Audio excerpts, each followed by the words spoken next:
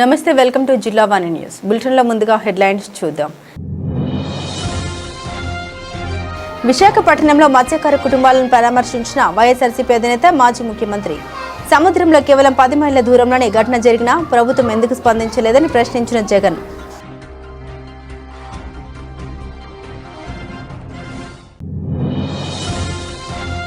పైడూరుపాడులో DMs నిధులతో skill development సెంటర్ను ప్రారంభించిన మైలవరం ఎమ్మెల్యే వసంత. అన్ని వర్గాల ప్రజలకు మెరుగైన మౌలిక వసతులు కల్పించడమే కూటమి ప్రభుత్వ లక్ష్యమన్న కృష్ణప్రసాద్.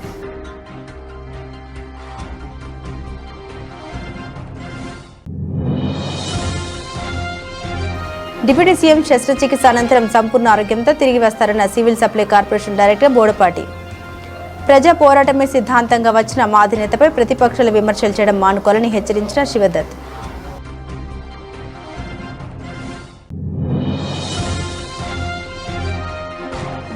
విజయనగరం జిల్లా పరిషత్ సమావేశ మందిరంలో ఘనంగా ఆంధ్రప్రదేశ్ జర్నలిస్టు ఫోరం ఆధ్వర్యంలో జిల్లా మహాసభలు, రాష్ట్రంలో జర్నలిస్టులు ఎదుర్కొంటున్న సమస్యలు, ప్రభుత్వం అందించవలసిన చేయూతపై మాట్లాడిన వ్యక్తులు. బోటు ప్రమాదం జరిగిన వెంటనే చంద్రబాబు సర్కారు ఎందుకు స్పందించలేదని వైఎస్ఆర్సీపీ అధినేత మాజీ ముఖ్యమంత్రి వైఎస్ జగన్మోహన్ రెడ్డి నిలదీశారు. విశాఖలోని జబ్బర్ తోటలో మత్స్యకార కుటుంబాలని ఆయన ఇవాళ పరామర్శించారు. బోటు ప్రమాదంపై వివరాలు అడిగి తెలుసుకున్నారు. వైఎస్ జగన్ కు తమ కష్టాన్ని మత్స్యకారులు చెప్పుకున్నారు. అనంతరం వైఎస్ జగన్ మీడియాతో మాట్లాడారు. ఈ నెల 1న 7 మత్స్యకారులు వేటకు వెళ్లారు. కేవలం 10 మైళ్ల దూరంలోనే ఘటన జరిగింది. జూలై 4న చిన్న ఫోన్ చేసి ఇంటికి వస్తున్నామని చెప్పాడు. దురదృష్టవశాత్తు ఫోన్ చేసిన కాసేపటికే బోటు ప్రమాదం జరిగింది. ఫిషరీస్ అధికారులు కూడా స్పందించలేదని వైఎస్ జగన్ ఆగ్రహం వ్యక్తం చేశారు. మత్స్యకార కుటుంబాలకు వైఎస్ఆర్సీపీ అధినేత మాజీ ముఖ్యమంత్రి వైఎస్ జగన్మోహన్ రెడ్డి ఆర్థిక సహాయం ప్రకటించారు. వైఎస్ఆర్సీపీ విశాఖ జిల్లా అధ్యక్షుడు కేకే రాజు దీని గురించి వివరాలు తెలిపారు. ఒక బాధిత కుటుంబానికి 7 లక్షల చొప్పున అందిస్తామని కేకే రాజు తెలిపారు. ఈ డబ్బును వైఎస్ఆర్సీపీ తరపున అందిస్తామని తెలిపారు. ప్రాణాలతో బయటపడ్డ చిన్న కుటుంబాన్ని కూడా ఆదుకుంటామని వివరించారు. చిన్న కుటుంబానికి 7 లక్షల సహాయం చేస్తామని తెలిపారు.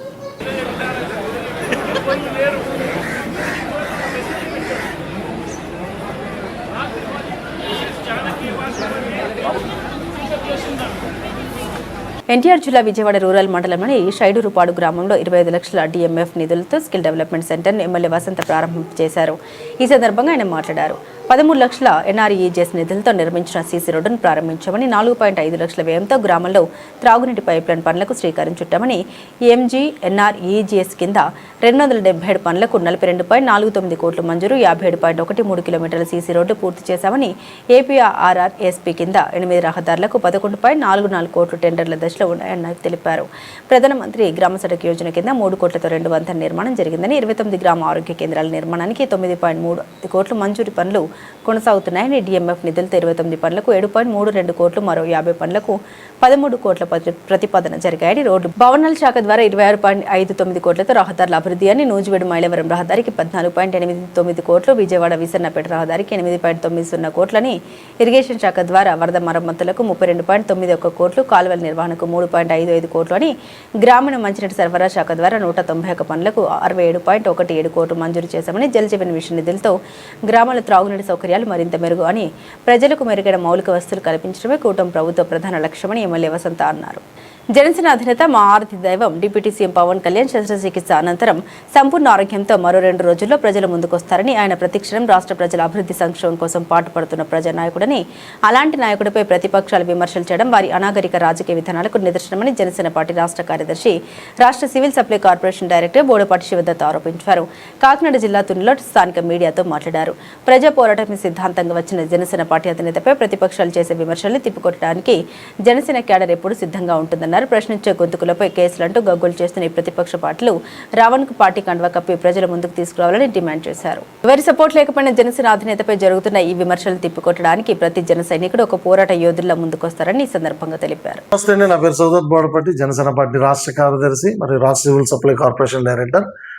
పవన్ కళ్యాణ్ గారు మరి ముంబైలో జరిగిన శస్త్రచికిత్స కుడిభుజానికి చేయించుకున్నారు. ముంబై వైద్య నిపుణులకు ప్రత్యేకంగా మా హృదయపూర్వక ధన్యవాదాలు తెలియజేస్తున్నాము. అది విజయవంతంగా పూర్తి చేసినందుకు గాను నిజంగా మాకు చాలా సంతోషంగా ఉంది. ఆ భగవంతుడి ఆశీస్సులు ఆయన పట్ల ఎప్పుడు మెండుగా ఉన్నాయి.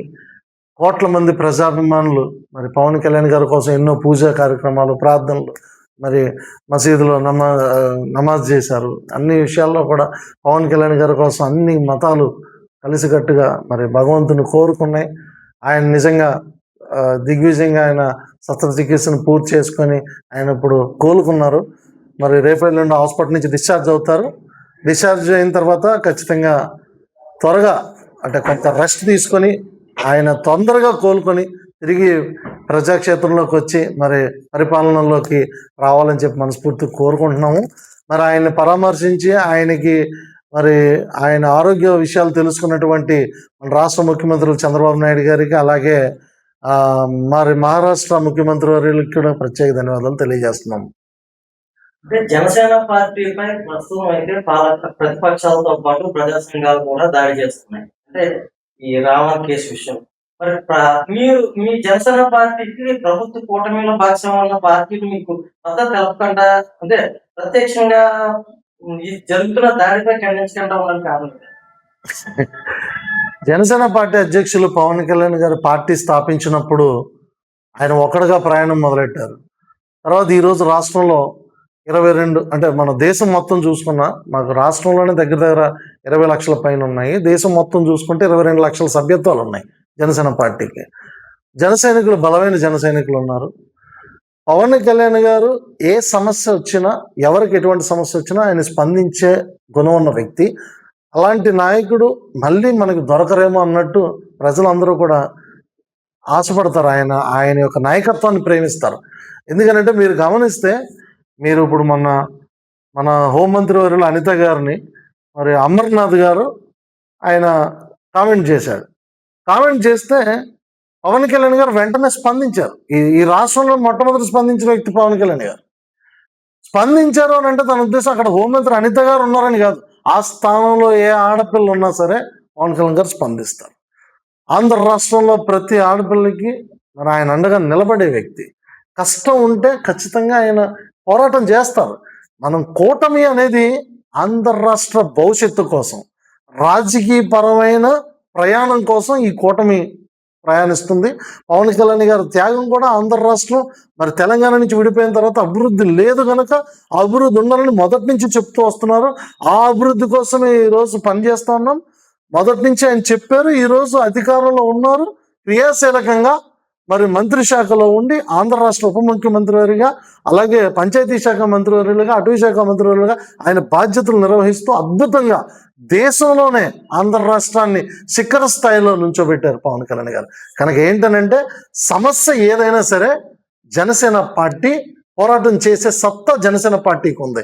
మేము మా పోరాటాలకి మాతో కలిసి రమ్మని మేము కూటమి నాయకులు అని చెప్పి మేము చెప్పం. అంటే ఎన్నో పార్టీలు ఉంటాయి, వాటితో మాకు పనే ఉండదు. మా పోరాటం మేము చేసుకుంటాం. ఆంధ్ర రాష్ట్ర భవిష్యత్తు కోసం మాత్రం పవన్ కళ్యాణ్ గారి నిర్ణయాన్ని గౌరవిస్తాం.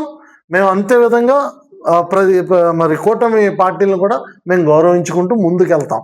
ఆయన మాట తూచా తప్పకుండా పాటించే నాయకత్వం జనసేన పార్టీలో ఉంది. జనసేన పార్టీకి ఇబ్బంది కలిగించే అవకాశం ఉంది. ఎటువంటి నిర్ణయాలు అంటే ఈ రాష్ట్రంలో ఈ కేసుల విషయంలో కానివ్వండి, అలాగే వేరే వేరే విధానంలో కానివ్వండి. అంటే ఇప్పుడు కూటమి ప్రభుత్వంలో కేసులు ఈ ప్రభుత్వ పరంగా పెట్టినప్పటికీ కూడా మెజారిటీ జనసేన ఇన్సెంటివ్ తోడే కేసులు పెట్టారు అనేది ప్రజల్లో ఉంది. దీనివల్ల మీకు మీ పార్టీకి ఇబ్బంది కలిగించే పరిస్థితి? మాకు ఎటువంటి ఇబ్బంది లేదండి. అవతల ఇప్పుడు క్రిమినల్మైన కేసు పెడితే అది తప్పు ఎందుకు అవుద్ది? జనరల్గా అంటే వాక్చాతుర్యానికి అంటే జనరల్గా ఇప్పుడు ఈ స్వేచ్ఛ అంటే మాట్లాడే హక్కు ప్రతి ఒక్కరికి ఉంది, కాదని మనం అన్నాం. కానీ ఆ మాట్లాడే దాంట్లో కొంత విచక్షణ కలిగి మాట్లాడాలి. విచక్షణ కోల్పోయి మాట్లాడకూడదు. ఎవరు మెప్పు కోసం మీరు మాట్లాడతారు? దేనికోసం మాట్లాడతారు? ప్రసారావన్ అనే వ్యక్తిని ఏనాడైనా పవన్ కళ్యాణ్ గారు ఒక మాట అన్నారా? ఏనాడైనా కుటుంబాన్ని అన్నారా? ఏనాడైనా వాళ్ళ ఇంట్లో ఆడవాళ్ళని తిట్టారా? ఏమీ లేదు కదా. ఇప్పుడు రాజకీయాల్లో జనసేన పార్టీ, వైసీపీ పార్టీ, లేకపోతే టీడీపీ పార్టీ, లేకపోతే కాంగ్రెస్ పార్టీ, బీజేపీ పార్టీ, ఇలాగ పార్టీల పరంగా నాయకుల మధ్య మాట ఉంటుంది. అది ఆహ్లాదకరమైన వాతావరణంలో ఉంటుంది. ఇప్పుడు రాజకీయాల్లో విమర్శ, ప్రతి విమర్శ ప్రతి చోట ఉంటుంది. అంతేగాని అంటే ఇప్పుడు వైసీపీ పార్టీ నాయకుల్ని జనసేన పార్టీ ప్రశ్నించిందంటే అర్థం ఉంది, లేకపోతే తెలుగుదేశం పార్టీ నాయకుల్ని లేదా పలానా జనసేన పార్టీ ప్రశ్నించిందంటే అర్థం ఉంటుంది రాజకీయాల్లో.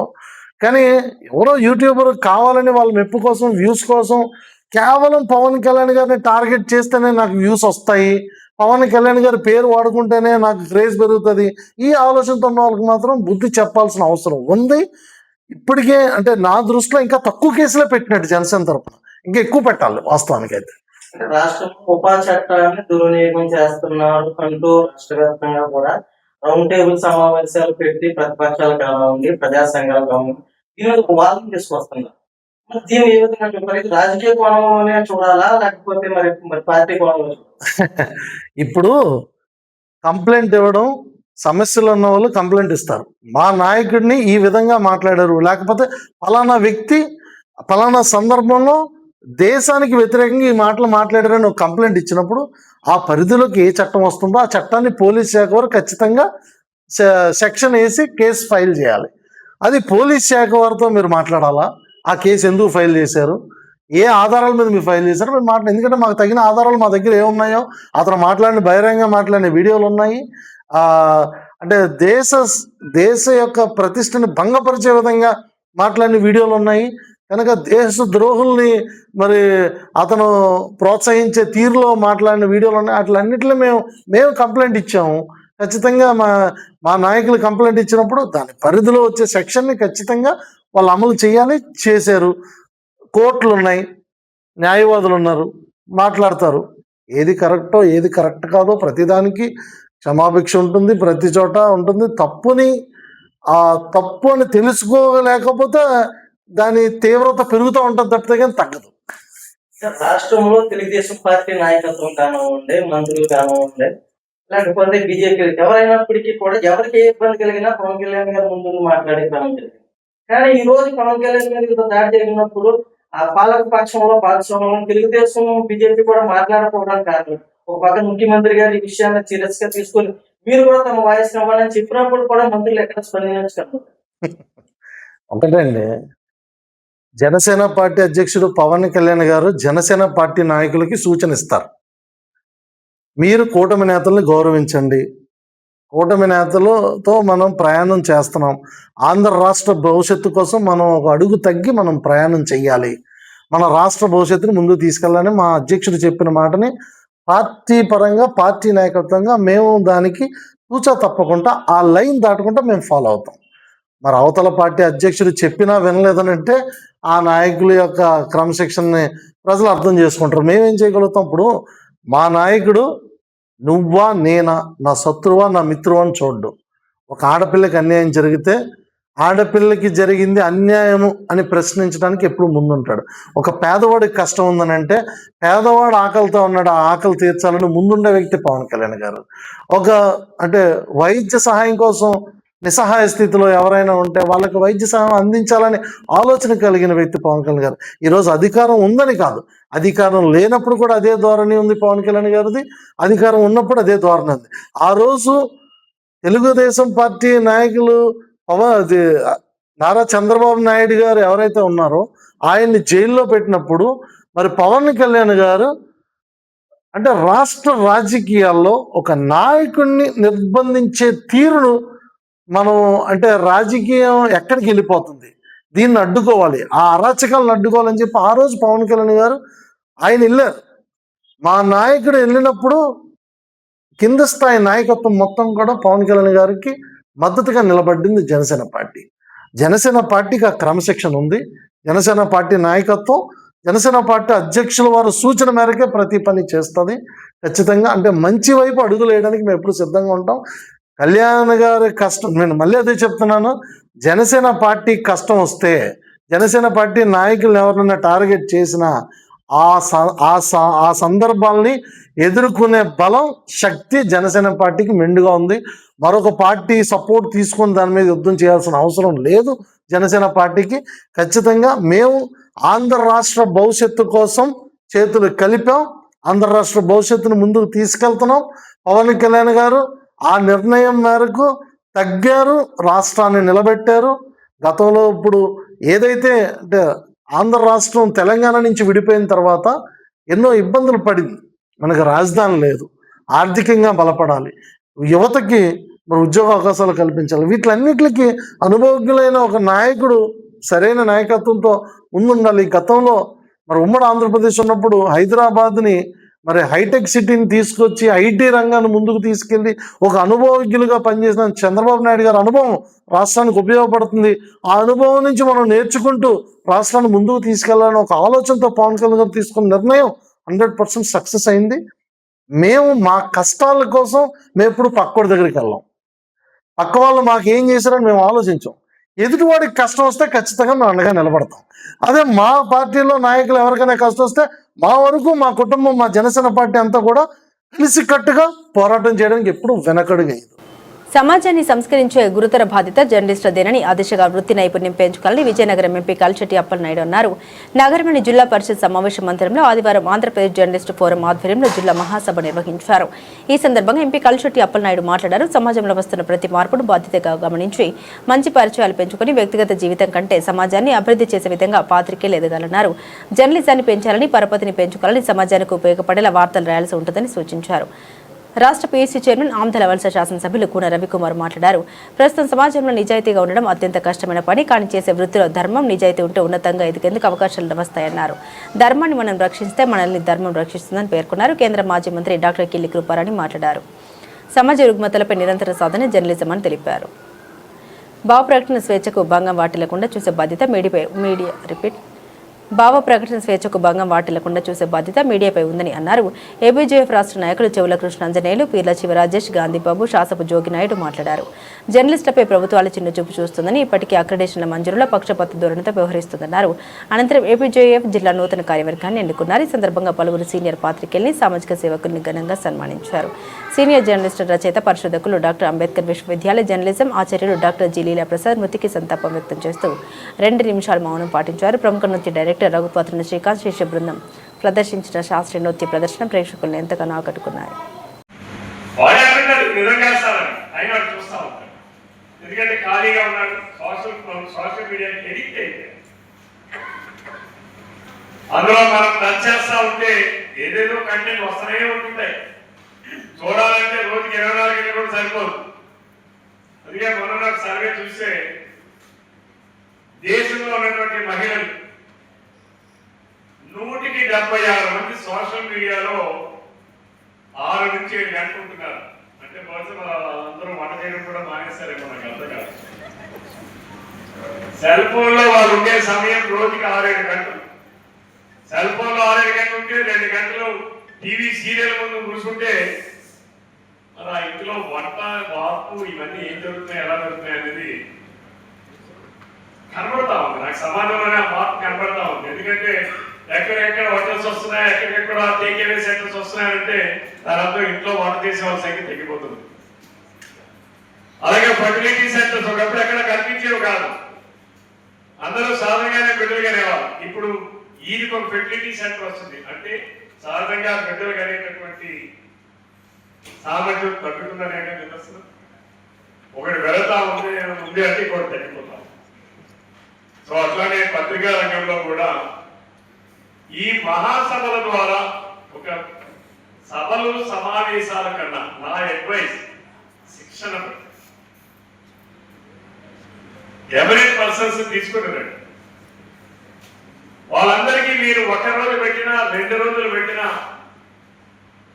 యువకులకు ఎవరైతే ఈ రంగంలోకి రావాలనుకున్న వాళ్ళు వచ్చినటువంటి వాళ్ళకి కొంత శిక్షణ అనేది చాలా అవసరం.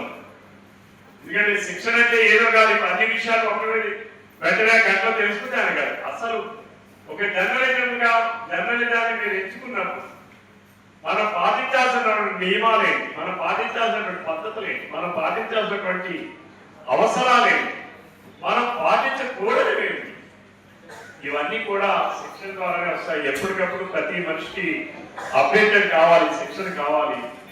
దయచేసి భవిష్యత్తులో ఎప్పుడైనా మీరు అటువంటి కార్యక్రమాలు పెట్టండి. తప్పనిసరి ఈ వేదిక మీద ఉన్న పెద్దలందరూ కూడా సహకరిస్తారు.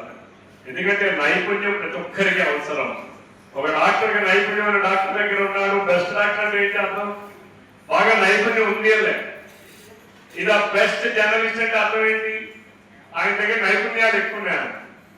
సో ది బెస్ట్ అని మనం ఎందుకు అంటున్నామంటే వాళ్ళలో ఉన్నటువంటి ఆ స్కిల్స్, డెడికేషన్, డిటర్మినేషన్ అవి ఏవైతే ఉన్నాయో వాళ్ళని చూసి మనం నేర్చుకోవాల్సినటువంటి అవసరం ఉంది. కాబట్టి దయచేసి భవిష్యత్తులో ఎప్పుడైనా అటువంటి కార్యక్రమాలు కూడా మీ సంఘం తరఫున ఏర్పాటు చేస్తే బాగుంటుందనేది ఒక చిన్న సూచన. మరి దానికి మీరందరూ అలాగే ముందే చెప్పాను, మా సోదరులు మా ఎంపీ గారు ముందు మీ దగ్గరికి ప్రారంభించి ఇప్పుడు రాజకీయంగా ఇప్పుడు కష్టమైనది ఏంటంటే అన్నిటికన్నా కష్టం ఏం చెప్పండి, అన్నిటికన్నా కష్టమైంది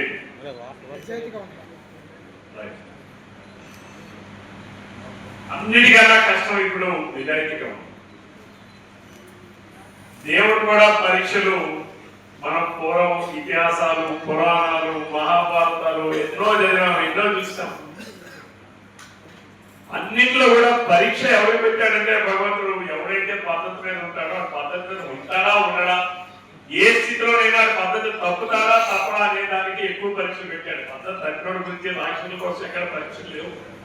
ఏ రాక్షసుడికైనా పరీక్షలు ఉన్నాయండి? లేవు. పరీక్షలు ఎవరు పెట్టాడు భగవంతుడు? ఎవడైతే పద్ధతి మీదుగా ఉంటాడో వాడికి ఎక్కువ పరీక్షలు పెట్టాడు. హరిశ్చంద్రుడు ఆని నమ్ముకున్నాడు అనేటువంటి ఒక కథ కావచ్చు, కానీ అందులో ఉన్నటువంటి ధర్మం ఎక్కడ కూడా తప్పలేదు. అందుకని మనం ఎవరం ఏ రంగంలో ఉన్నా, ఎవరం ఏ వృత్తిలో ఉన్నా మన ధర్మాన్ని మాత్రం తప్పకూడదు. ధర్మో రక్షిత రక్షిత. ధర్మాన్ని నువ్వు రక్షిస్తే నేను అదే రక్షిస్తుంది. ఎవరు ఏ రంగంలో అయినా ఉన్నాడు. మీరు పత్రికా రంగంలో ఉన్నారు, మేము రాజకీయ రంగంలో ఉన్నాం, లేదా ఇంకోరు వ్యాపార రంగంలో ఉంటారు, ఇంకోరు కళారంగంలో ఉంటారు, ఇంకోరు హస్తకళా రంగంలో ఉంటారు. ఎవరు ఏ రంగంలో ఉన్నారా అనేది ముఖ్యం కాదు. ఎవరు ఏ రంగంలో ఉన్నా కళలో కూడా ధర్మాన్ని తప్పకూడదనేటటువంటి ఆ చిన్న పరిమితిని ఉపయోగించి ప్రతి ఒక్కరూ ఉండాలనేది నేను కోరుతా ఉన్నాను. అందులో మన పత్రికా రంగం కూడా ఎప్పుడు కూడా మీరు ఏకసూత్రం ధర్మాన్ని నిలబడాలి, ధర్మాన్ని నిలబెట్టాలి, ధర్మాన్ని కాపాడాలి అనేటటువంటి ఆ ఏకసూత్ర నినాదంతో పత్రికా రంగం కూడా ఉండాలనేది నా అభిప్రాయం. ఒకప్పుడు కొన్ని పత్రికలు ఆంధ్రప్రదేశ్ రాష్ట్రంలో రాకముందు జర్నలిజం చాలా బ్రహ్మాండంగా ఉంది. చాలా కొన్ని ప్రధానమైన పత్రికలు వ్యాపారాత్మక వాళ్ళతో పత్రికలు వచ్చిన తర్వాత పత్రికా రంగంలో కూడా కొన్ని అక్కడక్కడ విలువలు పెట్టాలి అన్నది ఎటువంటి సందేహం. దానిని వార్తల్ని సేకరించాలి తప్ప వార్తల్ని సృష్టించకూడదు. ఇప్పుడు ఎక్కువగా వ్యవస్థలోనే వస్తాం. ఏది నిజమో ఏది అవ్వదో కూడా ప్రజలు తెలుసుకునే పరిస్థితిలో ఉన్నారు. తర్వాత మీరు జనరేషన్ గ్యాప్, అది కూడా నేను మీ అందరికి ఇక్కడ ఉన్నటువంటి వృద్ధ విలేకరులు అందరూ ఉన్నారు, జర్నలిస్ట్ అంతా ఉన్నారు. ఇప్పుడున్న యువతలో మీరు ఎవరైతే ఈ రంగంలోకి వచ్చారో మీరందరూ కూడా ముందు మీ వృద్ధ జర్నలిస్టుల దగ్గర శిక్షణ తీసుకోండి. ప్రతి మనిషికి శిక్షణ అవసరం. మీ గతంలో ఏం జరిగిందో మీకు తెలియదు, 30 years బ్యాక్ మీకు తెలియదు, 40 years బ్యాక్ తెలియదు, 70 years బ్యాక్ తెలియదు. మీకన్నా నాకన్నా ఇప్పుడు ఇంకా స్పీడ్ గా ఉంది సోషల్ మీడియాలో మనందరికన్నా. ఇప్పుడు ఇక్కడ మనం మాట్లాడుతున్నాం అంటే హాఫ్ సెకండ్ లో వెళ్ళిపోయింది, గాలిలో వెళ్ళిపోయింది, ప్రపంచానికి వెళ్ళిపోయింది. రైటా ఆకలి జనం చూసేవాడు చాలా కన్ఫ్యూజన్ అవుతున్నారు. ఇప్పుడు ఆకలికి ఏ పరిస్థితి వచ్చారంటే సోషల్ మీడియాలో వచ్చేవి 90% బాగస్ అనే పరిస్థితి జనంలో అయినా చూస్తుంటారు. అదొక ఫ్యాషన్. విశాఖ జిల్లా పెందుర్తి మండలం జీవీఎంసీ 90వ వార్డు పరిధిలో నిర్మించి తలపెట్టిన పలు అభివృద్ధి పనుల శంకుస్థాపన కార్యక్రమం ఉత్సాహవంతంగా జరిగింది. కార్పొరేషన్ నిధులతో పలు కాలనీల నందు నిర్మించి తలపెట్టిన వివిధ అభివృద్ధి పనులకు సంబంధించిన ఈ కార్యక్రమానికి అతిథిగా స్థానిక శాసనసభ్యుడు పంచకల రమేష్ బాబు హాజరయ్యారు. పెందుర్తి జోన్ అధికారులు, స్థానిక జనసేన టీడీపీ నాయకులతో కలిసి హాజరైన రమేష్ బాబు సుజాత నగర్ ఎన్ఏడి కాలనీ పార్కుల్లో మొక్కలు నాటే కార్యక్రమం నిర్వహించారు. అనంతరం నూతన అభివృద్ధి పనులకు పూజ కార్యక్రమాలు నిర్వహించిన ఎమ్మెల్యే మీడియాతో మాట్లాడుతూ తమ ప్రభుత్వ హయాంలో నగరంలో జరిగిన అభివృద్ధి పనుల గురించి వివరించారు. కేవలం రానున్న ఏడాది కాలంలో అన్ని సమస్యని పరిష్కరించి చూపిస్తామని రమేష్ బాబు స్థానికులకు ఈ సందర్భంగా హామీ ఇచ్చారు. ఈరోజు 95వ వార్డులో 93 లక్షలతో 5 సీసీ రోడ్స్ భూమి పూజ కార్యక్రమం చేసుకున్నాం. ఇవి గతంలో పెట్టినవి, శాంక్షన్ అయినవి, టెండర్ అయినవి. రేపెల్లుండిలో పనులు అవుతాయి.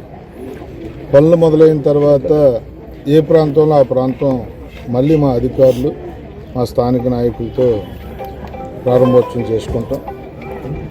మా కూటమి నాయకులు ఇద్దరు మధువులు, దాట్లపాటి మధువు కానీ కంచిపాటి మధువు కానీ ఇచ్చిన వర్క్లు ఇవి. వారు ఒక వారం రోజుల్లో క్లియర్ చేయిస్తాం. రాబోయే 1 ఇయర్లో ఏ ఒక్క రోడ్డు కానీ, కల్లవర్తి కానీ, తర్వాత ఏదన్నా డ్రైనేజీలు కానీ, కమ్యూనిటీ హాల్స్ కానీ, ఇలా పార్కులు కానీ, స్ట్రీట్ లైట్లు కానీ ఏ ఒక్కటి మిగిలిపోయిందని ప్రజల నుంచి అడిగించుకోకుండా చేయాలన్న ఒక సంకల్పంతో ముందుకు పోతా ఉన్నాం. కమిషనర్ గారి సహకారం సంపూర్ణంగా మాకు అందుతూ ఉంది. మా స్థానిక మంచి టీము మాకు ఉంది. మా జోనల్ జెర్సీ కానీ, మా ఈలు కానీ, డీఈలు కానీ అందరూ కూడా టీమ్ స్పిరిట్తో పనిచేస్తూ ఉన్నారు. ప్రజల అంచనాలకు తగ్గట్టుగా పనిచేసి ప్రజల మన్ననలు పొందటమే మా కూటమి ప్రభుత్వం యొక్క మంచి ఆలోచన. భవిష్యత్తులో ఏ ప్రాంతంలో మిమ్మల్ని కోరేదోటి స్థానిక కాలనీ పెద్దలను కూడా ఏది ఇంకా మీ దగ్గర మిగిలిపోయినా కూడా మా ఇద్దరు మధులకి ఇవ్వండి. మీరు ఇచ్చిన 15-20 రోజుల్లో నేను అవన్నీ కూడా లెటర్లు తయారు చేసుకుని కమిషనర్ దగ్గరికి వెళ్ళి, కమిషనర్ కూడా మొన్న మా జోనల్ కమిషనర్కి మా శంకర్రావు గారికి ఆదేశాలు ఇచ్చారు. ఎమ్మెల్యే గారు ఏది ఇచ్చినా కూడా ఇది ఒక్కటి కూడా ఆగటానికి వీల్లేదు అని చెప్పి పనిచేసే జోనల్ కమిషనర్ ఉన్నాడు కాబట్టి త్వరితగతిన అన్ని చేస్తానని చెప్పి కాలనీ వాసులు మాట. ఎన్డీఏ కూటమిలో నర్సీపట్నం నియోజకవర్గంలో జనసేనకు తీవ్ర అన్యాయం జరుగుతుందని నర్సీపట్నం జనసేన నాయకులు అద్దెపల్లి గణేష్ అన్నారు. మంగళవారం స్థానిక విలేకరులతో మాట్లాడారు. పార్టీ కార్యక్రమంలో చురుగ్గా పాల్గొంటున్న నాయకులపై వివిధ రూపాల ఒత్తిడి తెచ్చి జనసేనను బలహీనపరిచే ప్రయత్నాలు జరుగుతున్నాయని విమర్శించారు. నాయకులు అప్పటి దొరబాబుపై నమోదైన కేసులో పోలీసులు పూర్తి స్థాయిలో విచారణ చెప్పకుండా తగిన ఆధారాలు లేకుండానే ఎఫ్ఐఆర్ నమోదు చేశారని ఆరోపించారు. ఫిర్యాదు చేసిన మహిళకు దొరబాబుకు మధ్య ఎలాంటి ఆర్థిక లావాదేవీలు జరగలేదని పేర్కొన్నారు. కూటమి నాయకుల ఒత్తిడి కారణంగా పోలీసులు ఈ కేసు నమోదు చేశారని తమ పార్టీ భావిస్తోందన్నారు. ఈ అంశంపై పార్టీ అధిష్టానం స్పందించి దొరబాబుకు న్యాయం చేయాలని ఆయన కోరినట్లు తెలిపారు. అలాగే ఎన్నికల అనంతరం నర్సీపట్నంలో జనసేన నాయకులను కూటమి పెద్దలు పట్టించుకోవడం లేదని అసంతృప్తి వ్యక్తం చేశారు. ఎన్నికల్లో కష్టించి పనిచేశామని, కావున తమకు తీవ్ర అన్యాయం జరుగుతుందన్నారు. రానున్న రోజుల్లో మూల్యం చెల్లించుకోక తప్పదని హెచ్చరించారు. దానికి ప్రజలకు తెలియజేయాలి, అధిష్టానానికి తెలియజేయాలని చెప్పి ఈరోజు మేము ఈ ప్రెస్ మీట్ పెట్టడం జరుగుతుంది. ఏదైతే నర్సీపట్నంలో ఎవరైతే జనసేనలో చురుగ్గా తిరుగుతారో, బాగా పనిచేస్తారో వారి మీద ఏదో రకమైన ఒత్తిడి తీసుకొచ్చి వాళ్ళని వెనకలాగే విధంగా కూటమిలో ఉన్న పెద్దలు ప్రయత్నిస్తున్నారు. దీన్ని జనసేన పార్టీ నర్సీపట్నం నుండి పూర్తిగా ఖండిస్తున్నాం. దీనికి ఏదైతే నిన్న అప్పన్ దొరబాబు గారి మీద ఒక మహిళ నిరాధారమైన ఆరోపణలు చేస్తే ఆవిడ ఇచ్చిన ఎటువంటి ఆధారాలు కూడా పరీక్షించకుండా అప్పన్ దొరబాబు మీద ఎఫ్ఐఆర్ వేయడం జరిగింది. మేము నర్సీపట్నం పోలీసులను సూటిగా ఒకటే అడుగుతున్నాం, మీరు అప్పన్ దొరబాబు గారి మీద ఎఫ్ఐఆర్ ఏ నాయకులు చెప్తే వేసారో మీరు బహిరంగంగా చెప్పాలి. అదేవిధంగా అప్పన్ దొరబాబు గారు తప్పు చేసినట్టయితే మేమే దగ్గరుండి డబ్బులు ఇప్పిస్తాం, మీరు చూపించండి మా ప్రూఫ్స్. ఎవరు చెప్తే కేసు పెట్టారు, ఎవరు చెప్తే ఎఫ్ఐఆర్ వేశారు అని మేము పోలీసులను గట్టిగా అడుగుతున్నాం. ఈ విషయాన్ని మేము ఎక్కడితో వదిలే ప్రసక్తి లేదు. పవన్ కళ్యాణ్ గారి దృష్టికి, మా జిల్లా అధ్యక్షుడు పంచకల రమేష్ బాబు గారి దృష్టికి కూడా తీసుకెళ్తాం. నర్సీపట్నం కూటమిలో పెద్దలు జనసేనని అణచివేయడానికి ఎంత చేయాలో అంతా చేస్తున్నారని చెప్పడంలో ఈ విషయమే ఉదాహరణ అని చెప్పి ఈ సందర్భంగా తెలియజేస్తున్నాం. అదేవిధంగా మొన్న బైనమూరలి నాతవరంలో కూడా ఆ కుర్రోడిని ఊర్లో తగాదా జరిగితే ఈరోజు కూడా కేసు పెట్టలేదు. మా జనసేన కుర్రోళ్ళని ఎలక్షన్లో వాడుకున్నారు తప్ప తర్వాత జనసేన కుర్రోళ్ళకి న్యాయం చేసింది ఏది లేదు అని చెప్పి ఈ సందర్భంగా తెలియజేస్తున్నాను. దీనికి మూల్యం పెద్దల దగ్గరుండి పరిష్కరించకపోతే రానున్న రోజుల్లో మా పవన్ కళ్యాణ్ గారి ఆదేశాల మేరకు డెఫినెట్గా మీరు చెల్లించుకోవాల్సి ఉంటుందని చెప్పి ఈ సందర్భంగా తెలియజేస్తున్నాం. అదేవిధంగా ఏదైతే అప్పన్ దొరబాబు గారి మీద ఆ మహిళ కంప్లైంట్ పెట్టిందో వాళ్ళ భర్త గారు అయినటువంటి శేషి గారు 2016 నుండి కాలేజీ నుంచి బయటకు వెళ్ళిపోయారు. 2016లో వెళ్ళిపోయిన వ్యక్తి గురించి 2026లో వచ్చి ఒక ఫాల్స్ ఎలిగేషన్ చేసి కావాలని రానున్న రోజుల్లో అప్పన్ దొరబాబు గారు మన జనసేనలో ఉన్నత స్థాయిలో ఉండబోతున్నారని చెప్పి ఆయన్ని వెనక్కి లాగే ప్రయత్నం అని చెప్పి ఈ సందర్భంగా తెలియజేస్తున్నాను. ఇటువంటి ప్రయత్నాలు చేసి మీరు జనసేనను ఆపలేరు. నర్సీపట్నంలో ఏదో ఒక రోజు జనసేన జెండా ఎగరడం ఖాయమని చెప్పి ఈ సందర్భంగా తెలియజేస్తున్నాను. పెద్దలందరూ కూడా ఆలోచించాలి. మేము మీకు కష్టపడి పనిచేసాం, మీరు మాకేం డబ్బులు ఇచ్చారా చెప్పండి బహిరంగ. భారతీయ సినీ సంగీత ప్రపంచాన్ని తన మధుర గానంతో దశాబ్దాల పాటు అలరించిన ప్రముఖ గాయని జానకి మరణ వార్తతో దేశవ్యాప్తంగా కూడా అభిమానులు తీవ్ర విషాదంలో మునిగిపోయారు. 88 ఏళ్ల వయసులో ఆమె కన్ను మూయడంతో సినీ సంగీత రంగంలో పాటు లక్షలాది మంది అభిమానులు సోషల్ మీడియా వేదికగా అలాగే పలు ప్రాంతాల్లో ప్రత్యేకంగా నివాళులర్పించారు. ఈ సందర్భంగా విశాఖపట్నంలో మూవీ ఆర్టిస్టుల అసోసియేషన్ సభ్యులందరూ కలిసి పి ఆదినారాయణ ఆధ్వర్యంలో జానకి ఆలపించిన ఎన్నో చిరస్మరణీయ గీతాలను వినిపిస్తూ ఆమె చిత్రపటానికి పూలమాల వేసి దీపాలు వెలిగించి అభిమానులు శ్రద్ధాంజలి ఘటించారు. మీ స్వరం చిరస్థాయిగా మా హృదయాల్లో నిలిచిపోతుంది, గాన కోకిలకు అశ్రునివ్వాలి అంటూ భావోద్వేగ సందేశం పంచుకున్నారు. 6 దశాబ్దాలకు పైగా సాగిన తన సంగీత ప్రయాణంలో 52,000 పాటలు ఆలపించి తెలుగు సహా అనేక భారతీయ భాషల్లో చిరగడ ముద్ర వేసిన ఎస్ జానకి మరణం భారతీయ సంగీత రంగానికి తీరని లోటుగా పలువురు ప్రముఖులు అభిప్రాయపడ్డారు. ఈ కార్యక్రమంలో డిప్యూటీ మేయర్ దాడి సత్యనారాయణ, బి ఈశ్వర్ ప్రసాద్, భరత్, సిహెచ్ చిన్నారావు, అప్పలరాజు, వేల్కనేని నాగలక్ష్మి, మంగ, రాణి, నాగలక్ష్మి, జ్యోతి, వెంకటలక్ష్మి మరియు సిరి అభిమానులు పాల్గొన్నారు. జానకి గారు మన నుంచి దూరం అవడం చాలా దురదృష్టకరం. సుమారు ఆవిడ 50,000 పాటల పైచులుక 18 భాషల్లో పాడిందని చెప్పేసి ఈవేళ వార్తల్లో చెప్పడం జరిగింది. ముఖ్యంగా ఆవిడ మన తెలుగువారు అవడం, మనం చాలా మందిని చూసాం. చాలా మంది తెలుగువారు ఎక్కడెక్కడో దీంట్లో ఆవిడ మన తెలుగువారు అయ్యి ఆంధ్ర ఆవిడ అవడం మరి ఇవాళ మనందరికీ మంచి అదృష్టం. అయినా ఆవిడ చనిపోవడం మనందరికి కూడా దురదృష్టం. మరి ఆవిడ అందరితో కలిసిమెలిసి వెళ్ళడం, అందరినీ కూడా అన్నదమ్ముల అక్క చెల్లెలా భావిస్తూ వెళ్ళేది. ఎందుకంటే ఆవిడతో నేను చాలా కార్యక్రమాల్లో పాలు పంచుకున్నాను. అందరినీ కలవడం, అందరితో మాట్లాడడం. మన ఈ మధ్య కాలంలో ఆవిడ ఇక్కడ విశాఖపట్నం ఒక చూడడానికి లాస్ట్ విజిట్ గా రావడం వస్తే చాలా మంది కళాకారులు వెళ్ళి ఆవిడ కలుసుకొని ఆవిడకి శుభాకాంక్షలు దాన్ని తెలుపు చేసి సినీ పరిశ్రమ కూడా ఎంతో నష్టం. మరి ఆవిడ మన మధ్య లేకపోయినా ఆవిడ ఆత్మకు శాంతి చేకూరాలని చెప్పి కోరుతూ మరి ఆవిడ లేని లోటును మనం తీర్చలేంది. మరి ప్రభుత్వం కూడా ఆవిడని గుర్తించి ఆవిడకి మంచి భారతదేశంలో గుర్తించి వచ్చే విధంగా మరి నరేంద్ర మోడీ ప్రధానమంత్రి గారు ఒక మంచి నిర్ణయాలు తీసుకొని ఆవిడకి పద్మశ్రీ కానీ ఇంకా అంతకన్నా మంచి దీంట్లో ఆవిడకి అవార్డు ఇచ్చి సత్కరించి మన ఆంధ్రప్రదేశ్కి గౌరవం ఇచ్చే విధంగా నరేంద్ర మోడీ గారు చర్యలు తీసుకోవాలని చెప్పేసి నేను కోరుతూ మరి ఆవిడ గురించి మాట్లాడి రావడం దురదృష్టకరం. ఏదేమైనా ఇందాక చెప్పాను, కొట్టడం ఎంత ఖచ్చితం, చనిపోవడం అంతే ఖచ్చితం. ఒక రోజు, సంవత్సరం, 10 సంవత్సరాలు అటు ఇటు అందరూ చనిపోతాం. కానీ ఒక మంచి దీంతో చనిపోవడం అది అందరికీ కావాలి. కావున ఆవిడకి మనందరి తరఫున, ముఖ్యంగా విశాఖ కళాకారుల తరఫున, ఆర్టిస్టుల తరఫున ఆవిడ నివాళులు అర్పిస్తున్నాం. కాకినాడ జిల్లా తునిలో అలీ ఫౌండేషన్ ఆధ్వర్యంలో యువ సామాజికవేత్త అలీ ఆనంద్ జోషి జన్మదినం పురస్కరించుకొని పలు సేవా కార్యక్రమాలు నిర్వహించారు. ఉచిత కంటి వైద్య శిబిరంతో పాటు వితంతులకు కుట్టు మిషన్లు పంపిణీ చేశారు. అలీ ఆనంద్ జోషి సామాజిక సేవలు ప్రశంసనీయమని అంబేద్కర్ ఇండియన్ మిషన్ రాష్ట్ర కార్యదర్శి కొల్లబత్తుల దిలీప్ కుమార్ కొనియాడారు. ఈ కార్యక్రమానికి స్థానిక ప్రముఖులు, చర్చి విశ్వాసులు హాజరై ఆయనకు జన్మదిన శుభాకాంక్షలు తెలిపారు. ఈ సందర్భంగా మాట్లాడిన అంబేద్కర్ ఇండియన్ మిషన్ రాష్ట్ర కార్యదర్శి కొల్లబత్తుల దిలీప్ కుమార్, అలీ ఫౌండేషన్ ఆధ్వర్యంలో జరుగుతున్న సామాజిక సేవలు ఆదర్శప్రాయమని అన్నారు. ఆనంద్ జోషి తన సేవా కార్యక్రమాల ద్వారా ఎన్నో నిరుపేద కుటుంబాలకు అండగా నిలుస్తున్నారని, సమాజానికి ఇలాంటి సేవాభావం ఎంతో అవసరమని పేర్కొన్నారు. ఈ కార్యక్రమంలో స్థానిక పెద్దలు, చర్చి విశ్వాసులు, ప్రజాప్రతినిధులు పాల్గొని అలీ ఆనంద్ జోషికి జన్మదిన శుభాకాంక్షలు తెలిపారు. చాలా మంచి రోజు కింద మనం అనుకోవాలి, భావించాలి. ఎందుకంటే ఎన్నో ఏళ్ళ క్రితం ఇక్కడికి వచ్చి మెసెంజర్స్ అనే ఒక చర్చిని స్థాపించి దైవజనులు అల్లి ఆనంద్ కుమార్, ఆయన కుమారుడు మరి మన జోషి గారు ఈరోజు పుట్టినరోజు. ఆయన ఆ సందర్భంగా ఈరోజు మరి హైమ నేత్రాలయం ద్వారా మరి పేదలందరికీ కూడా ఉచితంగా మరి ఎటువంటి రూపాయి తీసుకోకుండా ఉచితంగా మరి ఆయన వైద్యం చేస్తున్నాడు. ఇటువంటి సేవలు మరెన్నో మరి చేయాలని ఆశపడుతున్నాం. అలాగే భవిష్యత్తులో మరి జోషి గారు అనేక కార్యక్రమాలు చేస్తూ ప్రజలకు అలాగే క్రిస్టియన్ సంస్థల ద్వారా మరి అలాగే మరి దళిత సమాజానికి కుల మతాలకు అతీతంగా అన్ని సామాజిక వర్గాలకు కూడా ఆయన సేవలు చేయాలని ఆశపడుతూ ఇటువంటి పుట్టినరోజులు మరి ఎన్నో చేసుకోవాలని ఆశపడుతూ మరి ఆయనకి కంగ్రాచులేషన్ చెబుతూ మరి దేవుడు ఆయన చక్కగా దీవించాలా, అలాగే బాబాసాహెబ్ అంబేద్కర్ ఆశీస్సులు ఎల్లవేళ ఉండాలని మనస్ఫూర్తిగా.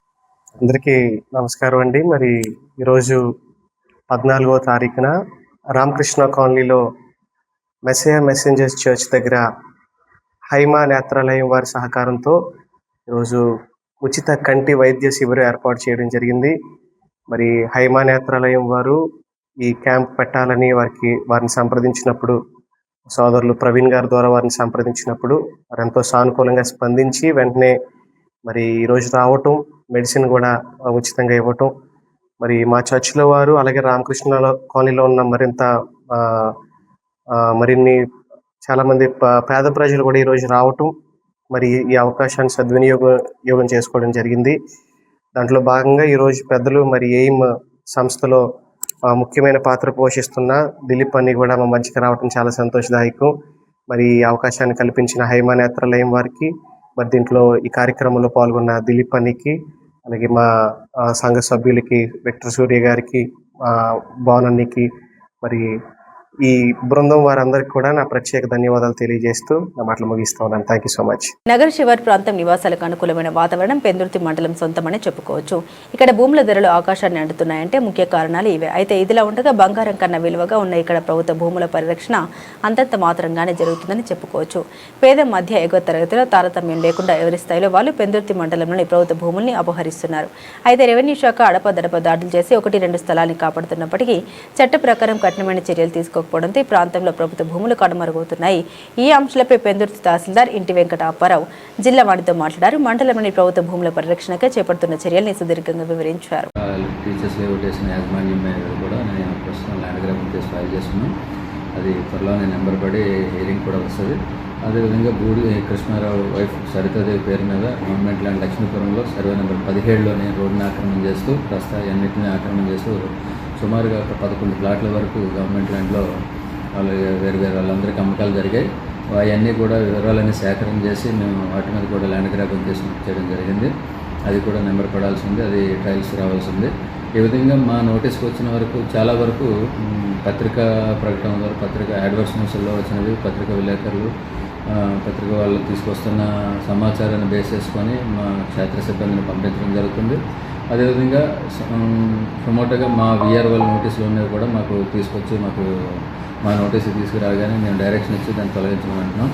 ఈ మధ్య కాలంలో గత 3-4 నెలల నుంచి ఫ్రీక్వెంట్గా ఎక్కువ ఆక్రమణలుగా ఏదైతే కట్టడాలు కడుతున్నారో ప్రస్తుతం వాటిని లోతుగా పరిశీలించినట్లయితే హౌసింగ్ స్కీమ్ అనేది బిఎల్సి స్కీమ్ 2.2 అని చెప్పి పిఎంఏ వాళ్ళు, హౌసింగ్ డిపార్ట్మెంట్ అర్బన్ వాళ్ళు ఇచ్చినటువంటి ఏదైతే ప్రొసీడింగ్స్ని తీసుకొని దాని ప్రకారంగా పాత రేకుల షెడ్డు లేదనుకుంటే పాత గుడిసెని తొలగించుకొని హౌసింగ్ స్టాఫ్ ఫ్రీక్వెంట్గా వాళ్ళని ఫాలోఅప్ చేయడం వల్ల ప్రజెంట్ వాళ్ళు కన్స్ట్రక్షన్కి వెళ్ళడం వల్ల అక్కడ ఆక్రమణ జరుగుతున్నట్టుగా మా దృష్టికి తీసుకురావడం ఇవన్నీ జరుగుతూ ఉన్నాయి.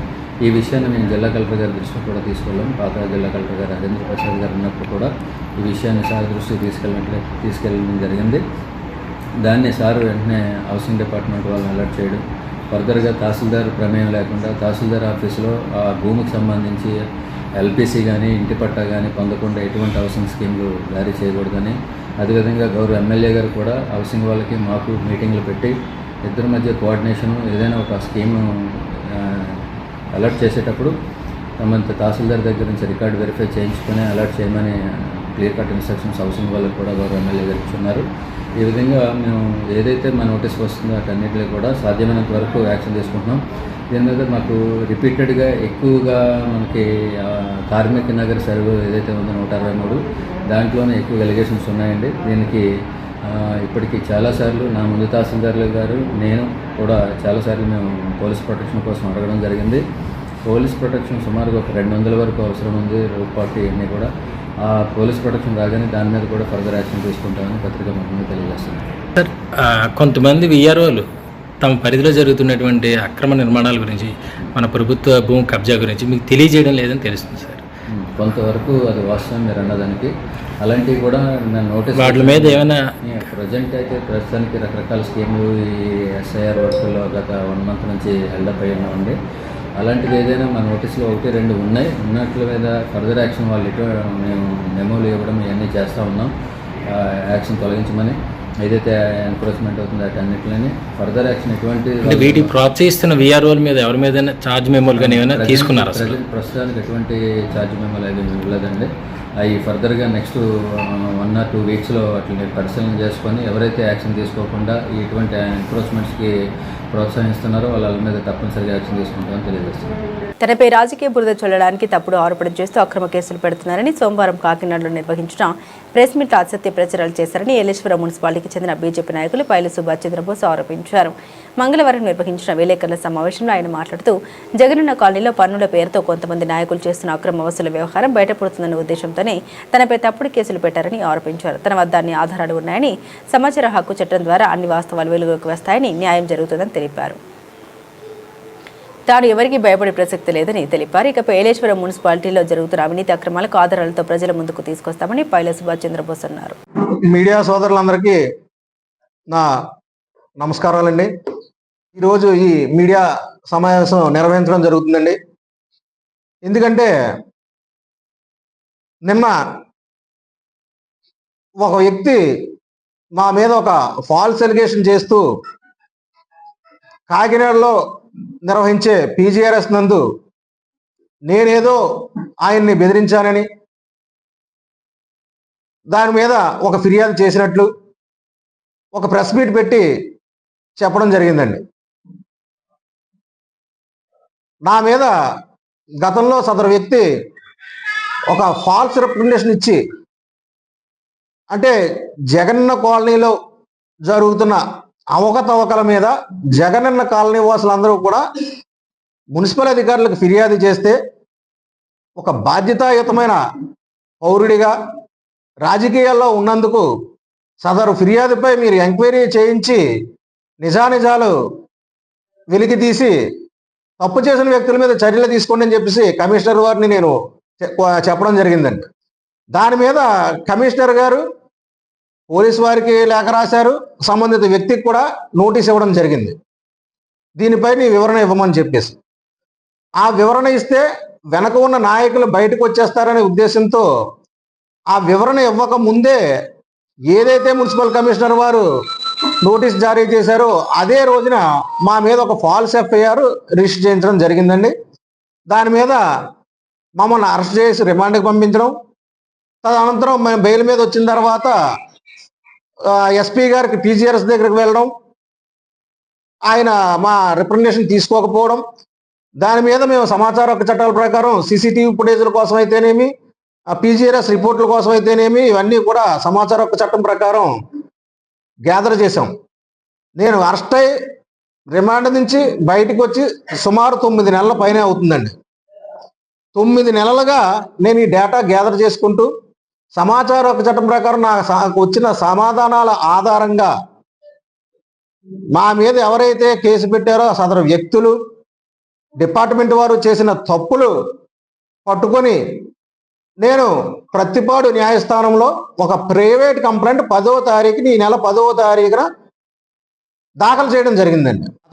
ప్రభుత్వంలో ఎన్నో ఎదుర్కొన్నాను, అవన్నీ ప్రజలందరికీ తెలిసినయే. ఏదో నేను పార్టీ మారిపోయానని చెప్పేసాను. అంటే ఆయనకున్న చెప్పిన వ్యక్తులు అవ్వచ్చు, ఆయనకున్న నాలెడ్జ్ ప్రకారం అవినీతి చేసి అవినీతిని కప్పిపుచ్చుకోవడం కోసం అధికార పార్టీలోకి మారిపోయే నాయకులు చాలామంది ఈ నియోజకవర్గంలో ఉన్నారు. కాబట్టి అవినీతి పరులు పార్టీ మారిపోతున్నారు, నాకు తెలిసిన అవినీతి పరులు అందరూ ఎప్పటికప్పుడు పార్టీలు మారుస్తున్నారు అనే ఉద్దేశంతో నిన్న నన్ను కూడా ఇతను పార్టీ మారినే అవినీతి పరుడు అన్నాడు. అంటే అవినీతి చేసి పార్టీ మారిన వారితోటి పార్టీ మారిన నన్ను లెక్క పెట్టాడు. వాళ్ళు అవినీతిని కప్పించుకోవడానికి పార్టీలు మారుతుంటారు.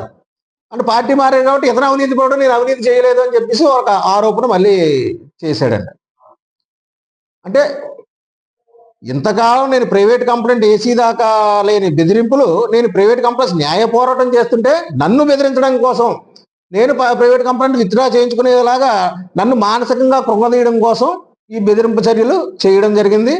నా మీద పెట్టిన ప్రెస్ మీట్ వెనక డిపార్ట్మెంట్ కుట్ర ఉందో లేకపోతే రాజకీయ నాయకుల కుట్ర ఉందో కూడా నేను ప్రైవేట్ కంప్లైంట్ ఫైల్ చేసిన తర్వాత నా మీద ఈ రకమైన నింద వేసి ఒక ఫాల్స్ ఎలిగేషన్ చేసిన వ్యక్తి యొక్క కాల్ డేటాని సదరు వ్యక్తి ఈ 2 రోజుల్లో ఎవరెవరిని కలిశారు, ఆ వ్యక్తిని ఎవరెవరు కలిశారు అన్న దాని మీద పోలీసులు సమగ్ర విచారణ చేస్తే ఆ వ్యక్తితో పాటు ఈ కుట్రలో ఎవరెవరు నాయకులు ఇన్వాల్వ్ అయ్యి ఉన్నారనేది కూడా బహిర్గతం అవుతుంది.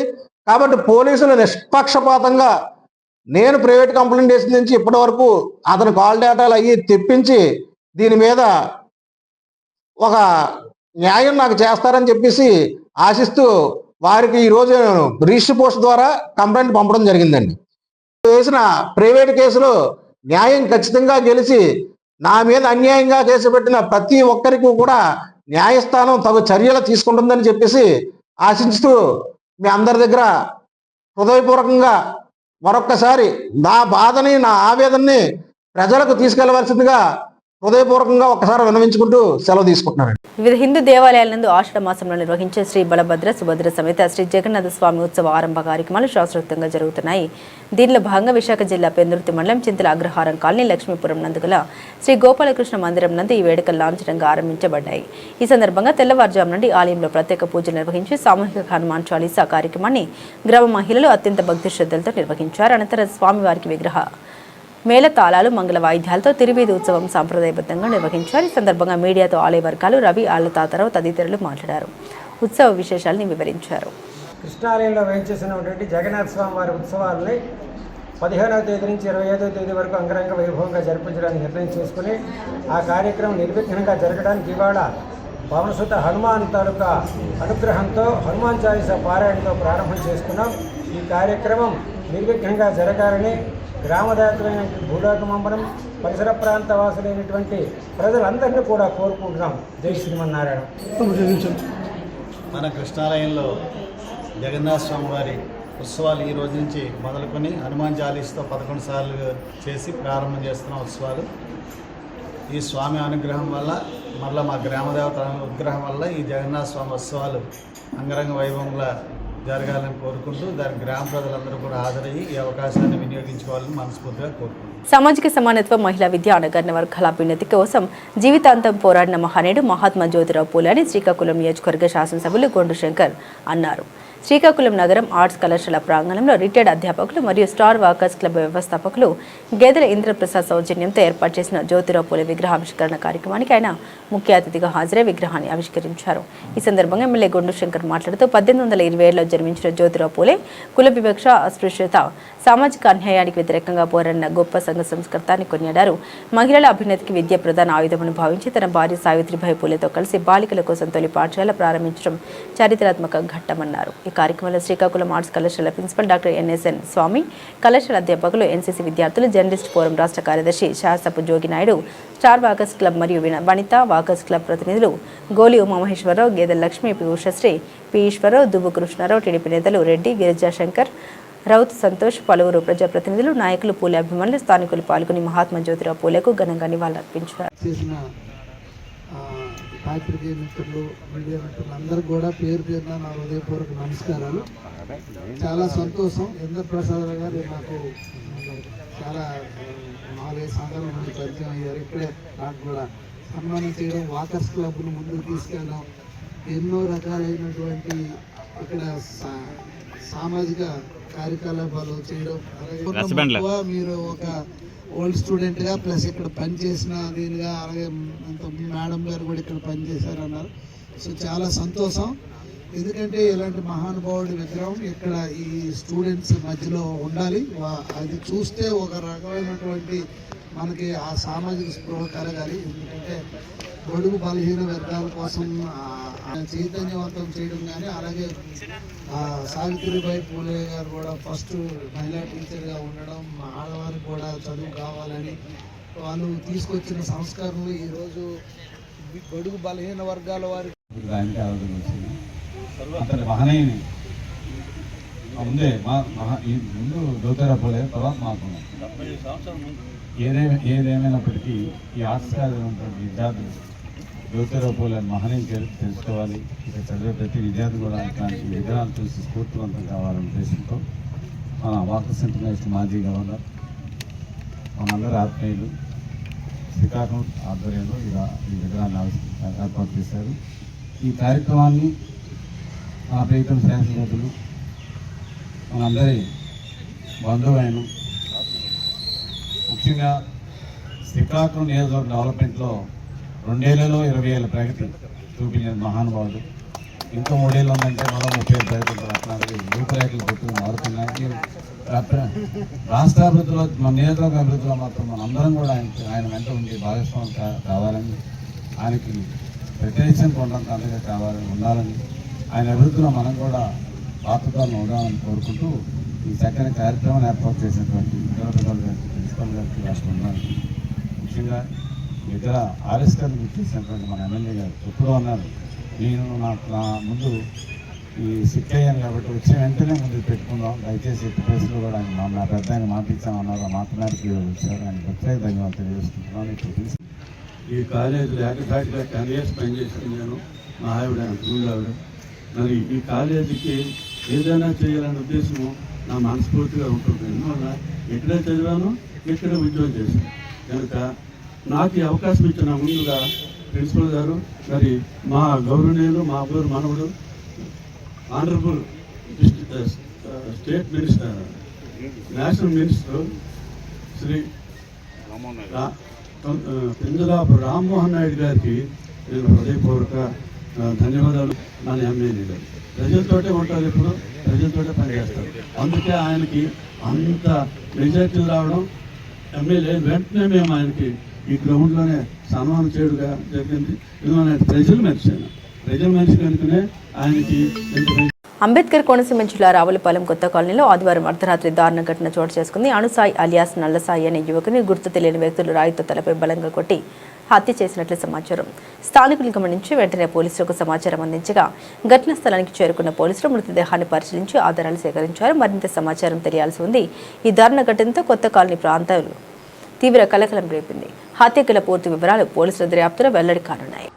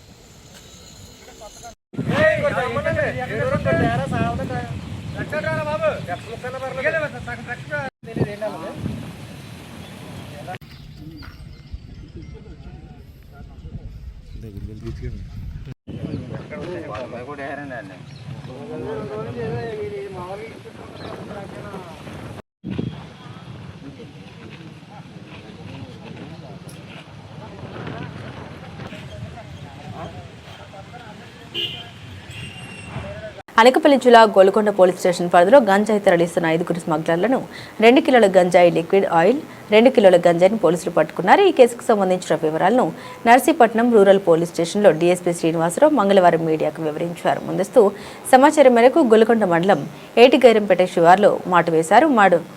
3 మోటార్ సైకిళ్లపై వచ్చిన వ్యక్తులు చేతి సంచిలో ఉన్న మాదక ద్రవ్యాలను ఒకరి వాహనం నుండి మరొకరి వాహనానికి మార్చుకునే సమయంలో పట్టుకున్నారు. వి కోటేశ్వరరావు, కరిదారబాబు, గోడూరు వెంకనాయుడు, బోడుం సాయి, కాదా సంతోష్ కుమార్లను పోలీసులు అరెస్ట్ చేశారు. వీరి వద్ద నుండి 2 కిలోల గంజాయి, లిక్విడ్ ఆయిల్, 2 కిలోల గంజాయి, 3 బైకులు, 5 మొబైల్ ఫోన్లు స్వాధీనపరుచుకున్నారు. స్వాధీనపరుచుకున్న సొత్తు విలువ 33 లక్షలు ఉంటుందని డీఎస్పీ తెలిపారు. సమావేశంలో rural CI L Revathamma, Golconda SI P Ramarao, Krishnadevipeta SI K Rishikesh, Narsipatnam rural SI P Rajarao మరియు ASI Sanyasirao, constable Vasu, T Venkatesh, Chinnarao, హోంగార్డులు శ్రీను, భాను పాల్గొన్నారు. అందరికీ నమస్కారం. ఈ రోజున అంటే తేదీ 14/7/26 మన అనకాపల్లి జిల్లా ఎస్పీ గారు శ్రీ తుహిన్ సిన్హా ఐపీఎస్ గారు ఉత్తర్వుల మేరకు రాబడిన సమాచారం మేరకు నర్సీపట్నం సిఐ గారు, రేవతమ్మ గారు రూరల్ సిఐ గారు, అలాగే రామారావు ఎస్ఐ గొల్గొండ, ఋషికేష్ ఎస్ఐ కేడీపేట, మిగతా సిబ్బంది అందరూ కూడాను ఏటిగారంపేట దగ్గర వెహికల్ చెకింగ్ చేస్తుండగా అటు నుంచి వస్తున్న ఒక 3 బైక్స్ మీద వస్తున్న 5గురిని అదుపులోకి తీసుకోవడం జరిగిందండి. అనుమానంగా వాళ్ళ దగ్గర చెక్ చేస్తే వాళ్ళ దగ్గర నుంచి ఒక 2 లీటర్ల హ్యాషిష్ ఆయిల్, అట్లాగే ఒక 2 కేజీల గంజాయి, అట్లాగే ఒక 5 ఫోన్లు, 3 మోటార్ సైకిల్ వాళ్ళ దగ్గర నుంచి స్వాధీనం చేసుకోవడం జరిగింది. ఈ ముద్దాయిల వివరాల దగ్గరకు వచ్చేసరికి యాక్చువల్గా మనకి గూనూరు వెంకనాయుడు అని చెప్పేసి ఈయనది అనకాపల్లి జిల్లా ఏటిగైరంపేట గ్రామం, గొల్గొండ మండలం. అలాగే కరి దారబాబు, వీడిది పాత నేరస్తుడు, వీడు కొండసంత గ్రామం, కొయ్యూరు మండలం అండి వీడిది. వీళ్ళు ఈ గూనూరు వెంకనాయుడు అన్న ఆయన ఈఎంఐలు అవి కట్టలేక మనీ కోసం ఇబ్బంది పడుతూ దానికోసం అని చెప్పేసి దారబాబు సహకారంతో ఈ ఆయనకి ముందుగా పరిచయం ఉన్న బచ్చల మోహన్ అని చెప్పేసి ఒక ఒరిస్సాకి సంబంధించిన ఆయన అండి, మునుపల్లి అనే విలేజ్. ఆయన్ని కాంటాక్ట్ చేస్తే ఆయన గచ్చంగి కోటేశ్వరరావు అని చెప్పేసి ఆయన్ని కాంటాక్ట్ అవ్వమన్నారు. వీళ్ళంతా కూడా లోతుగడ్డ వెళ్ళి లోతుగడ్డ దగ్గర నుంచి వీళ్ళతో పాటు బోడం సాయి అని చెప్పేసి కాకినాడ జిల్లా, వాడిది పెద్దాపురం కాండ్రకోట గ్రామం, అలాగే సంతోష్ కుమార్ కొత్తూరు విలేజ్, పెద్దాపురం మండలం, కాకినాడ జిల్లా. వీళ్ళ 5గురు కూడా లోతుగడ్డ వెళ్ళి లోతుగడ్డ దగ్గర ఈ 2 కిలోల హాషిష్ ఆయిల్, 2 కేజీల గంజాయి పట్టుకొని వస్తుండగా మనకి ఏటిగారంపేట దగ్గర దొరికారండి. వీళ్ళందరినీ కూడా ఇప్పుడు అదుపులోకి తీసుకున్నాము. మధ్యవర్తుల సమక్షంలో తీసుకొని కోర్టులో ఈరోజు ప్రొడ్యూస్ చేయడం జరుగుతుంది. అయితే దీని తాలూకా టోటల్ మనం ఈ ప్రాపర్టీ తాలూకా వాల్యూ సుమారుగా 33 లక్షల రూపాయలు ఉంటుంది ఈ ప్రాపర్టీ అంతా కూడా. దీన్ని ఎక్కడైతే డెస్టినేషన్ని పట్టుకోవాల్సి ఉంది, ఇంకా అట్లాగే సోర్స్ను కూడా ఏవైనా ఎవరైతే ఉన్నారో ఇందులో బచ్చల మోహన్ కూడా పట్టుకోవాల్సి ఉన్నది. వాళ్ళ కోసం ఆల్రెడీ మనం టీమ్స్ కూడా డిప్లాయ్ చేయడం జరిగింది. మిగతా వివరాలన్నీ కూడా వాళ్ళు అరెస్ట్ చేసిన తర్వాత చెప్తాము. ఈ కేసులో గుడ్ వర్క్ చేసినందుకు గాను సిఐ రేవతమ్మ గారు, అలాగే రామారావు గారు, ఎస్ఐ గొల్గొండ, ఋషికేష్ ఎస్ఐ గారు, అట్లాగే head constable Vasu, Sanyasa Rao ASI గారు, వెంకటేష్. ఎన్టీఆర్ జిల్లా మైలవరం నియోజకవర్గం కొండపల్లి మున్సిపాలిటీలో గల జనసేన పార్టీ కార్యాలయం నుండి అక్కల రామ్మోహన్ రావు అలియాస్ గాంధీ మాట్లాడారు. రాష్ట్రంలో కూటమి ప్రభుత్వం ఏర్పడి ఒకవైపు కేంద్రంలో నరేంద్ర మోదీ, ఇంకోవైపు చంద్రబాబు నాయుడు, పవన్ కళ్యాణ్ ఒక మంచి ఆలోచనతో ఈ రాష్ట్ర దేశ అభివృద్ధి కోసం పాటుపడుతున్నారన్నారు. ఈ అభివృద్ధిని అడ్డుకోవాలని వైసీపీ కుట్ర పడుతోందని విషయాన్ని మీరందరూ గమనించాలని, ఎందుకంటే కుల రాజకీయాలు, మత రాజకీయాలు ప్రేరేపించి గ్రామస్థాయి వరకు అల్లర్లు సృష్టించి దీని ద్వారా రాజకీయ లబ్ధి పొందుదామని ప్రతిపక్షాలు ఆలోచిస్తున్నాయన్నారు. కనుక ఎన్డీఏ కూటమి అంతా వైసీపీ జగన్మోహన్ రెడ్డి కుట్రల్ని తిప్పికొట్టడానికి సిద్ధపడాలని అన్నారు. ప్రజాస్వామ్యంలో ప్రతి ఒక్కరికి మాట్లాడే హక్కు ఉంది, కానీ ఆ హక్కును కాలరాసే స్థాయిని మించి పరుష పదజాలంతో మాట్లాడడం సబబు కాదని హెచ్చరించారు. జనసేన, టీడీపీ, బీజేపీ నాయకులుగా అందరూ కూడా మనవి చేస్తూ ఉన్నాం. ఏంటంటే రాష్ట్రంలో ఎన్డీఏ కూటమి ప్రభుత్వం ఏర్పడి అట్లా కేంద్రంలో నరేంద్ర మోడీ గారు, ఇట్లా చంద్రబాబు నాయుడు గారు, పవన్ కళ్యాణ్ గారు ఒక మంచి ఆలోచనతో ఈ రాష్ట్ర దేశ అభివృద్ధి కోసం పాటుపడతా ఉన్నారు. ఇది మరి విచ్ఛిన్నం చేయాలని కుట్ర జరుగుతూ ఉంది. ఇది ప్రజలు, నాయకులు అందరూ కూడా గమనించుకోవాల్సిన అవసరం ఉంది. ఎందుకంటే కుల రాజకీయాలు, మత రాజకీయాలు ప్రేరేపించి గ్రామ స్థాయి వరకు అల్లర్లు సృష్టించి దీని ద్వారా రాజకీయ లబ్ధి పొందుదామని ప్రతిపక్షాలు ఆలోచిస్తూ ఉన్నాయి. కాబట్టి మనం ఎన్డీఏ కూటమి నాయకులు కావచ్చు, ప్రజలు కావచ్చు, అలర్ట్గా ఉండి మనం ఎక్కడికెక్కడే జాగ్రత్త పడి ఈ జగన్మోహన్ రెడ్డి గారి యొక్క కుట్రలను మనం కానీ అడ్డుకోగలిగితే ప్రజలకు కూడా ఎప్పటికప్పుడు మనం తెలియపరచాల్సిన అవసరం ఉంది. ఎందుకంటే మనం చూస్తా ఉన్నాం, ఎప్పుడు కూడా లేదు, ఏదో ప్రజాస్వామ్యంలో ప్రతి ఒక్కళ్ళు స్వతంత్రం మాట్లాడే హక్కు ఉందిగా అని చెప్పి ఆ హక్కుని కాలరాసి స్థాయికి మించి లేదంటే మన మాట్లాడాల్సినటువంటి పదాలకి మించి పరుషజాలంతో మాట్లాడతాం, ఏదో రకంగా అల్లరి చేసే పని మీద ఎదట వ్యక్తుల్ని రెచ్చగొట్టే పని, ఇట్లా రకరకాల ప్రక్రియ నడుస్తూ ఉంది. ఇది మన అందరం కూడా గమనించుకొని జాగ్రత్త పడి మనం రాష్ట్ర అభివృద్ధి కోసం పాటుపడుతున్నాం. కాబట్టి మన అభివృద్ధిని ప్రజల్లోకి తీసుకెళ్లి ప్రతిపక్షాలలో చేస్తున్నటువంటి ఈ కుల మత రాజకీయాల్ని మనం ఎండగడుతూ మన రాష్ట్రాన్ని దేశాన్ని కాపాడుకోవాల్సిన అవసరం అందరి మీద ఉంది అని చెప్పి ఈ సందర్భంగా మీకు తెలియజేస్తా ఉన్నా.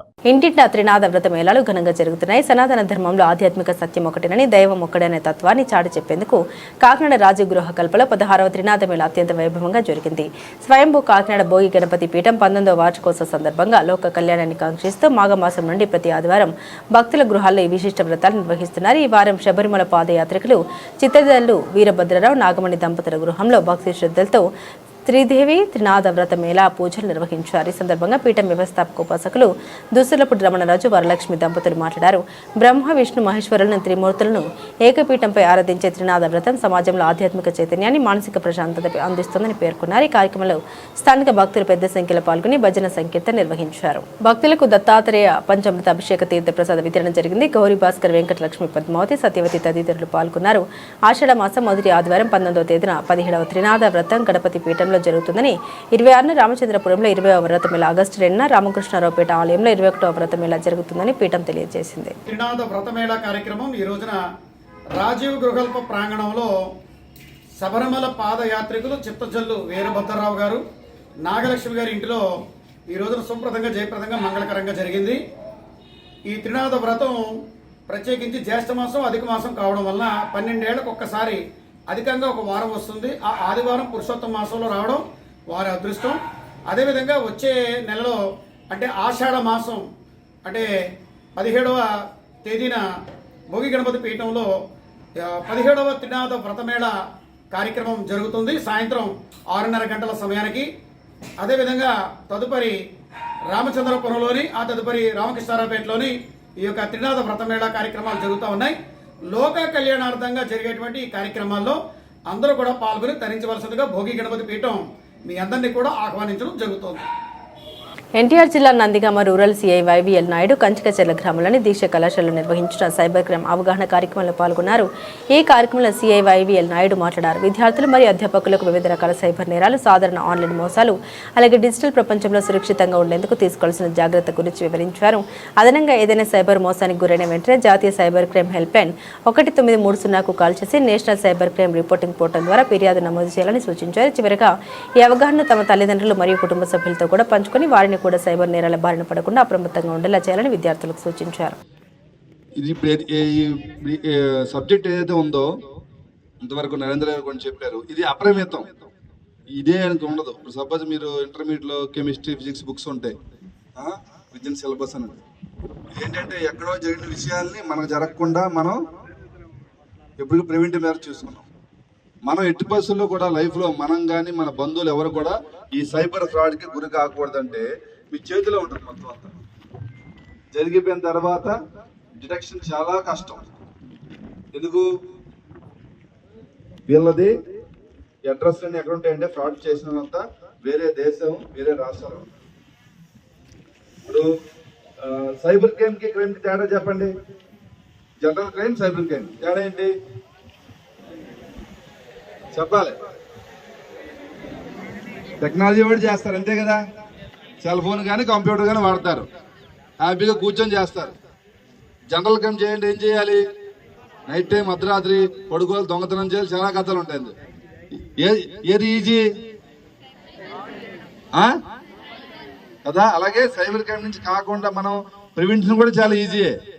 మీకు తెలియక చాలా మంది ఏంటంటే ఇందులో ఎక్కువ మంది మోసపోతున్నారు చదువుకున్న వాళ్ళే. మళ్ళీ ఎంత అవేర్నెస్ ప్రోగ్రామ్ పెడుతున్నాం కదా, అయినా సరే ఆ టైంకి మీరు సైకలాజికల్గా ఆ ఫ్రాడ్స్టర్ మిమ్మల్ని డామినేట్ చేయడం, అక్కడ ఆ ఒక్క 5 నిమిషాలు మన వీక్ అయ్యి మనం వాడికి సరెండర్ అవుతున్నాం. రీసెంట్గా మన కంజీచర్లో ఒక అబ్బాయి బీటెక్ కంప్లీట్ చేశాడు, అమెరికా వెళ్ళాడు, ఎంఎస్ కంప్లీట్ చేశాడు, వెనక్కి వచ్చాడు. అంటే అందరికన్నా బాగా సెటిల్డే కదా, బాగా వెల్ నాలెడ్జబుల్ పర్సన్. ఆ అబ్బాయి సైబర్ ఫ్రాడ్కి గురయ్యాడు. మీకు ఉద్యోగం వస్తుంది అని చెప్పి ఆన్లైన్లో 2 లక్షలు పోగొట్టుకున్నాడు. 2 లక్షలు ఎలా చేశాడు? ఫస్ట్ మీ యొక్క సైకాలజీ స్టడీ చేస్తారు వాళ్ళు, మీరు ఏ ఆస్పెక్ట్లో మీరు వీకు. ఫస్ట్ అతను మార్కెటింగ్ వైపు చూశాడు. మార్కెటింగ్లో అబ్బాయి ఇంట్రెస్ట్ చూపలేదు, నాలెడ్జ్ లేదు పెట్టి స్కిప్ చేశాడు. వెంటనే ఏం చేశాడు? స్టాక్ మార్కెట్ పైన పెట్టాడు. స్టాక్ మార్కెట్లో ఇనీషియల్గా మీరు 5,000 పెట్టించాడు, 5,000కి ఒక 500 ఎక్స్ట్రా యాడ్ చేసి విత్ ఇన్ 5 minutesలో వచ్చాయి. అలా 3-4 times మనకి ఆశ్చర్యం చూపించాడు, లూర్ చేశాడు. సబ్సిక్వెంట్గా మనకు నమ్మకం కలిగింది, ఇదేదో బాగుంది మనకి అని చెప్పి ఆ అబ్బాయి దగ్గర డబ్బులు లేకపోతే వాళ్ళ father account, mother account. Bulletin ముగించే ముందు హెడ్లైన్స్ మరోసారి. విశాఖపట్నంలో మత్స్యకార కుటుంబాలను పరామర్శించిన వైఎస్ఆర్సీపీ అధినేత మాజీ ముఖ్యమంత్రి. సముద్రంలో కేవలం 10 మైళ్ళ దూరంలోనే ఘటన జరిగినా ప్రభుత్వం ఎందుకు స్పందించలేదని ప్రశ్నించిన జగన్.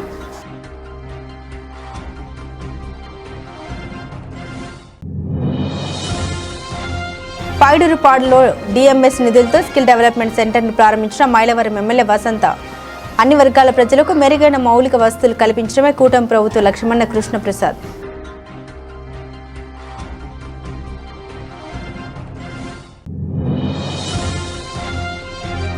డిప్యూటీ సీఎం శస్త్రచికిత్స అనంతరం సంపూర్ణ ఆరోగ్యంతో తిరిగి వస్తారన్న civil supply corporation director Bodapati. ప్రజా పోరాటమే సిద్ధాంతంగా వచ్చిన మా అధినేతపై ప్రతిపక్షాలు విమర్శలు చేయడం మానుకోవాలని హెచ్చరించిన శివదత్.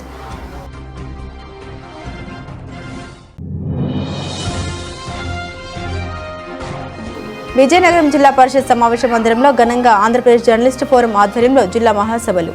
రాష్ట్రంలో జర్నలిస్టులు ఎదుర్కొంటున్న సమస్యలు, ప్రభుత్వం అందించవలసిన చేయూతపై మాట్లాడిన వ్యక్తులు.